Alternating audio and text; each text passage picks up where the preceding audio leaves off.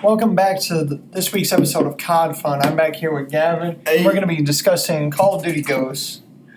A bit of an awkward placement in the series, because of course, with it releasing in 2013, right afterwards, we went from boots on the ground with Ghosts to Advanced Warfare in 2014, and then we made the new console jump over Black Ops 3. Well, Ghosts. It was following a different story and such. It was branching off, trying its own thing with its campaign. And it's alien instead of zombies. Yeah, Extinction, which, of course, caused a lot of people to hate it. They also said that it was just so imbalanced and stuff, that there were so many problems. And it's like, I personally grew up loving the game. From what I've seen on it, it looks like really fun to play with friends, of course. But yeah, as we always bring up on this show, that any game is a good game if playing with friends, man. Yeah, it's just how it ends up being. Now, with Call of Duty Ghosts, it had quite the interesting start when it came down to its campaign. You immediately start off in space. Space?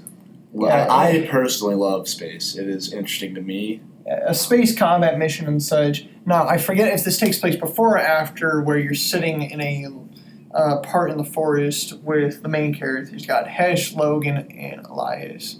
The main character you see him from the point of is Logan, his brother Hesh, his father Elias. But I just know it transfers back to them during that mission. So what's going on is it's like this giant satellite that the enemies in space are trying to take over. You're fighting through them and all, and I believe it ends up shooting down, destroying the place where Logan and all of them are at, causing this huge earthquake where you spend, I believe on that mission, it's like the second half of the mission, you have to sprint throughout it, get into the back of the truck, and you just end it off in the back of a truck bed. Yeah. So quite just the big start, huge disaster and such, in space too, messing around with that and the gravity. It was a bit interesting. Space can be scary sometimes, man. And the next mission, taking place 10 years later and stuff, you got you and Hesh over on this sort of mission through no man's land and such, which you start to learn as the missions go by, this enemy, the Federation and such. It's good. And with you being a part of the military, you're just fighting through the combat zones. And of course, the second mission was where we get introduced to Riley, everybody's favorite dog from Ghosts. Heck yeah. Faithful dog, can Love run Riley. through enemies, tear them to bits and such. Attack dog. Yeah. So it's like having an attack dog that's constantly by your side in a campaign mission. Which I think that in itself is interesting. I think that if other Call of Duties had something that was always with you like that, then I have something similar with your allies, but I can see what you're meaning like that. Something other than just your allies who are like, they're just open doors and such. yeah. Which, of course, in that mission, there was a lot of good stealth tactics and such you had to play through, and then you ended up getting attacked by wolves and such throughout the mission, and meeting a ghost, which we learn later on as the story goes on by just what the ghosts are. But just going over the missions and such, now I do not know them personally by heart, as I will admit, compared to Black Ops 2, where we had went a lot more in-depth with the campaign. But as you're going through the missions and such, you're part of the United States military, and you're kind of holding against the Federation, which then eventually you're in this like bunker defense sort of mission where you're having to go through a city that's being ravaged by the Federation. And you're trying to get to your father, which then at the end of the mission, you end up getting saved in a helicopter by the ghosts, which then you figure out your own father is one of the ghosts, which it sort of gives the big whole introduction behind it on who the ghosts are. They're hunting what seems to be, in a way, the leader of the Federation, Rourke, which in a later mission where you're actually playing as Elias, you're discovering that Rourke was not always the bad guy. He was once with, the United States helping them out, and then in a giant flood, he ends up getting dropped into the water. Federation seems to pick him up and brainwash the man, turn him into your enemy. Not nice people. We hate the Federation. Yeah. As he calls himself a ghost killer, which it's like he's going throughout the missions and such, trying to hunt you down while you're also attempting to hunt him down. Now, a bit of a later mission, which, of course, the intro music called Sin City. It's where you're starting off in Las Vegas, and you're just walking around with a few of the ghosts, and I think Hesh is in that mission and such. And Rourke ends up ambushing you all when you're just not expecting it, and you got to go through this like button press to where you got to try to avoid shooting Elias, which he ends up getting shot in the mission by Rourke if you manage to not shoot him, or he ends up dying by your hands. It doesn't really change the story that much. It's a quick little choice thing. Makes you feel like you're doing something. Yeah, it doesn't truly change the story at all. Just Rourke mocks you and such if you're not able to, hold back. Saying like, oh, you're shooting your own paw and such. But you end up fighting throughout the rest of that mission, trying to scrape by with guns and such. You get back with your fellow teammates. Then the dog Riley ends up getting shot. To where a certain part of that mission, you're just going through it and trying to save the dog. Which he ends up living at the end of that mission when you guys are able to extract out of there. Risking our life for Riley. Yep. So the faithful companion that's through your side on a good chunk of missions, I'd say. Yeah. There's also a stadium mission where you're saving a different ghost. Now, this is a bit earlier on in the story. I understand I'm jumping around here, so it may be a bit hard to follow. It's a campaign that, as I said, going off of memory a bit here. But, yeah, you're going and infiltrating that place and such, which I believe the ghost, I forget if he dies or not, but at the end of the mission you're using this like turret sniper and such, trying to get out of there. It's pretty fun. It's like a remote sniper that they have set up, but yeah, just going throughout the missions with ghosts and such, trying to take down Rourke. I believe you end up going on an underwater mission at some point with another one of the ghosts. And then in the final few missions, you're fighting through. The last mission, you were on a train, which you have to fight through the train and such, just battling Federation and soldiers constantly, just trying to get to Rourke, who's at the front of this bullet train of sorts that's just hanging off of a beam that's just going through this mountainous area. Which, throughout the mission, you got helicopters, constant waves of soldiers, and you eventually reach Rourke. And he ends up shooting Hesh. Now, we end up switching to a space perspective in the mission, where Hesh orders a Loki strike on the ship, even though there are ghosts on it. So the ship ends up getting striked, flies off into the water, which, of course, during that time, there's a small, quick time event to where Rourke and Hesh are battling for the gun. Oh, yeah, I saw that one. Yep. Hesh tosses you the one bullet, and then you have to shoot through Rourke. You have to shoot Rourke, which ends up hitting Hesh. Which, then afterwards, you go through a bit of a sequence to where you're pulling Hesh out the water, and then, which, this is one of my few complaints about this game, is that we never got a second one, because especially of how the ending works, is that you're dragging Hesh, you guys end up, you both survive, and then all of a sudden you're just kicked right in the face by Rourke as he ends up dragging Logan off. We never know what truly happens. I think one of the big reasons it didn't make a second one was because the community around it didn't really support the game that much, because not a lot of people really liked it. In my eyes, from what I've seen and read. Yeah. Well, that's going to end our segment on the campaign. Now, of course, the multiplayer, people complained that it had one of the fastest times to kills and such. I didn't mind the gunplay and such. It was pretty interesting to play around. I personally was more of an Infected fan. So Infected is one of my favorite game modes. You never truly go wrong with a game of Infected, just messing around with it. I don't remember if it was Advanced or Infinite, but one of those two had an Infected that I just loved. It was so nice. I think it was Advanced. Yeah, I remember playing Advanced. They like the spike ball cannons on your arm? Yeah, I hated dealing with those too. But when it comes down to the multiplayer, I didn't mind the guns and such. didn't really play this game competitively. The maps were a bit interesting. People also complain that the maps they don't follow the same like 3-lane mentality or something like that. Yeah, it's more like an open-ish. Which I would say they do it a lot better compared to like these newer games and such. Like, who thought it was a good idea to make a map to where it's just a highway with a bunch of cars that can all explode? Take out an entire team in some of the new games with just one grenade launcher. And That it's just sounds all fun, gone. though. That sounds fun. Well, it's chaotic and such, but Like, imagine playing that with friends, though.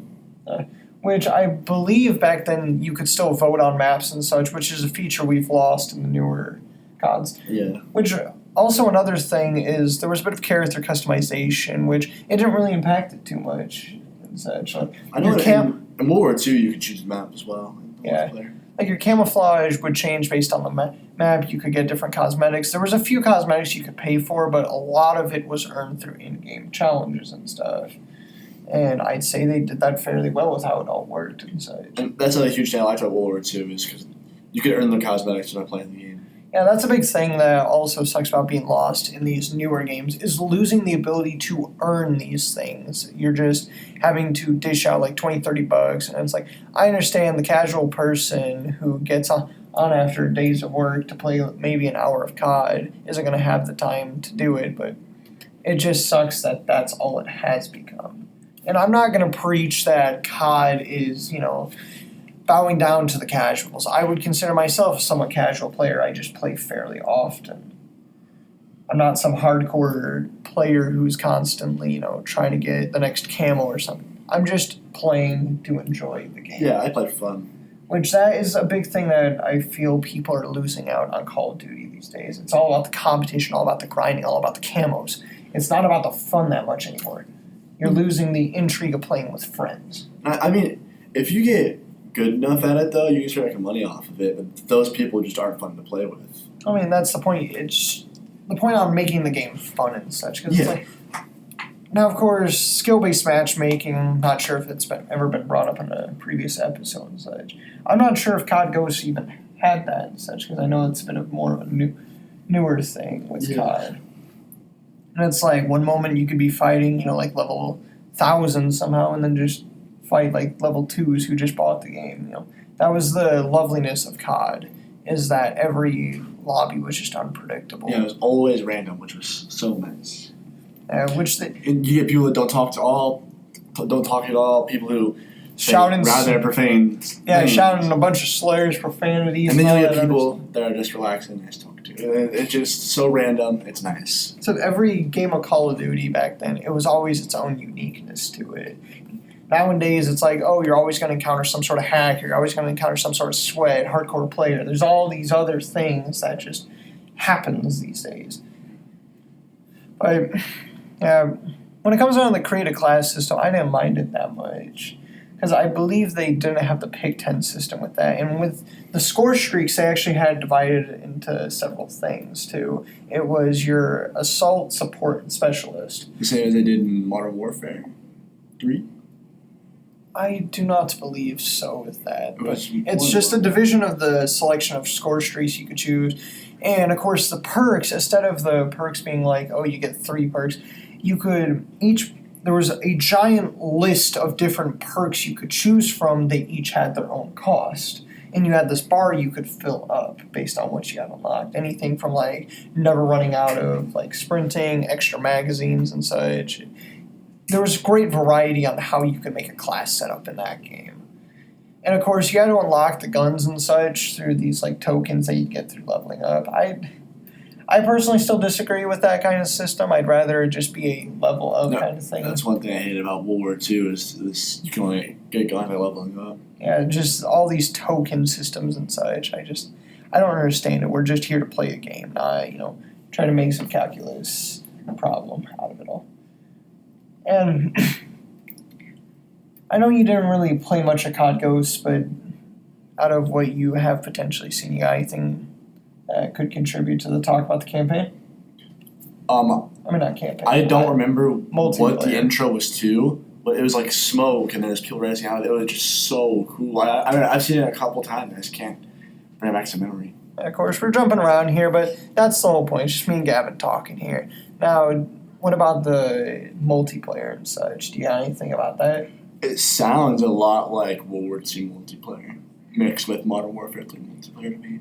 Yeah, I was gonna say it doesn't have the mobility of these newer consoles, but that's just how it was. It was boots on the ground style. You were going through these maps, which a lot of them I would personally say were pretty fun to just screw around in and just have fun with friends. Now, of course, to the final part of this, Extinction, which, depending on who you ask, it's either their most hated thing or loved thing. Which, Extinction, fighting aliens and such, you had your first map, Point of Contact. You're going into the zone where the origin of all of this seems to be. You're fighting through these hordes of aliens. There ain't no mystery box and such, like how COD was. You had these setups and such to where you would have your class system. There was a lot of customization involved into it. I did see that. The class system in it looks so, interesting, because you can have, what was the maximum amount of people you could put? 4? Yeah, it's because there was tank, medic, specialist, and engineer. Now, of course, those are not in order, so just keep that part in mind, but you could each play your own unique role with it all. Specialist involving with more damage and such, being your party's damager. Tank, you would eventually, with enough upgrades, you would get, double HP and such to mess around with and more melee damage to knife aliens with. And engineer, you'd be able to get more money, which that's what you would get for killing aliens instead of, points like the old system. The money you could use for, setting up turrets, explosives, giving out ammo. You could make yourself self-sufficient throughout it all. Now, and then, of course, the other one would be medic. You'd be focusing on your party support, healing your party and stuff, keeping everybody alive. That is probably what I would play as medic. I like doing that kind of stuff. Yeah. Which you unlocked all this throughout getting the levels and such. Which, the leveling up process, just about every COD has it. And I didn't mind it. You could change your starting gun and then say what kind of turret you had and all this other stuff. It was just a fun game mode that I liked to play. I played it a couple times with friends. Now, with guns and such, there would be these wall buys. They're chalk outlines pretty much on the ground or just on the walls. I remember I'd always go for a shotgun, just immediately try to hurry up rush to it.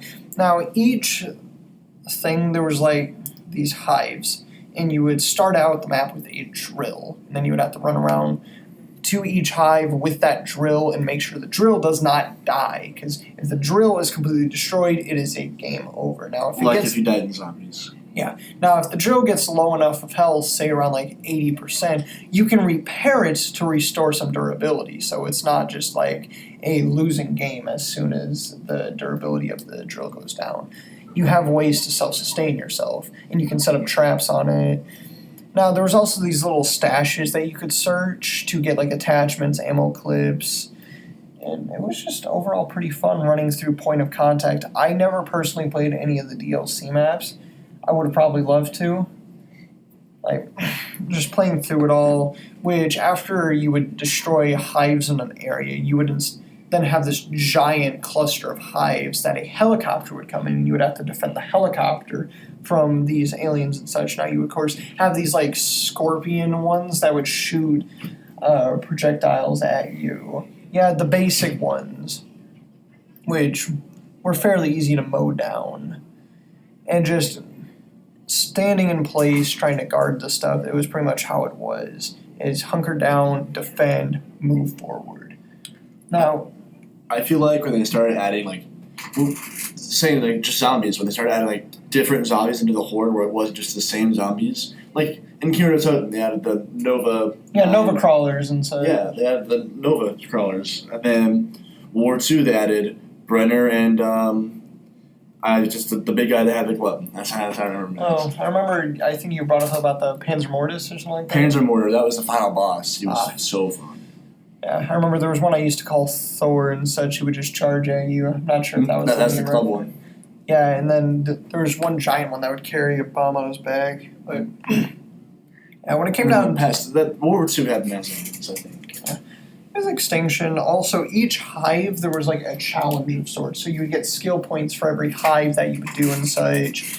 And it was just interesting because you could put those skill points to upgrades. Like sometimes it'd be like never go down while defending the drill, or keep your accuracy at a certain percentage. It was challenges like that to where you could get, say, like 2 skill points for every hive that you'd be working on and such. And it was just, it was a fun system. Just running throughout it all, which you could also contribute. I know you can at least do this when you get to the second part of point of contact, to where you can contribute $1,000 until you reach, I believe it's like 5,000 or 6,000. I think it might depend on how many people you have, to where a helicopter will swoop in and start taking stuff down to help you out temporarily and such. So it was just an overall fun game mode. I enjoyed it.